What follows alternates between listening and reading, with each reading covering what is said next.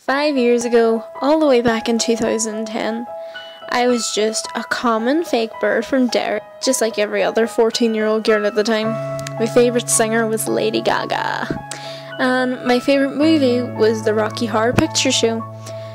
I always believed Lady Gaga and Rocky Horror were connected somehow, since they were both cray-cray. So then I wrote a fanfiction called The Lady Gaga Picture Show, in which Lady Gaga found herself in the Rocky Horror Picture Show universe. Yay! I told all my friends about my work of art, and about the Rocky Horror Picture Show, which they found kind of weird. They thought I dressed weird, did weird things, watched weird things, and the whole time I thought I didn't care, but I actually did. I couldn't be myself around them. I felt like I had to change myself to suit them, but they were never happy. But all the while I read more fanfiction and found a really interesting story. It was a Rocky Horror fanfic, of course, and it was about a girl called Eris, and I really loved it.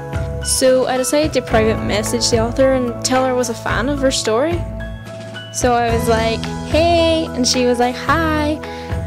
I told her that the story was amazing, and I also asked her if we could be friends. I was surprised when she said we could.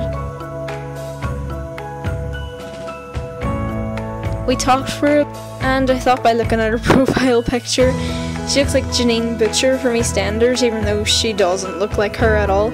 She was from America, unlike me, which was kinda sad. I learned she liked My Chemical Romance, Invader Zim, Panic at the Disco, and of course she loved Rocky Horror Picture Show. We started to message each other a lot. To be honest, I thought it would have only lasted a few days, but I was surprised because we were talking for weeks. We were using fanfiction.net to email each other, and I used to get so excited when she replied to my messages, and the more I talked to her, the more I knew she liked me for me. So I stopped faking myself up and I was being myself again. Yay! So after we emailed using fanfiction.net, we moved on to MSN, where we could talk to each other a lot more, and even better, we could talk to each other through our mics, which I was really nervous about the first time.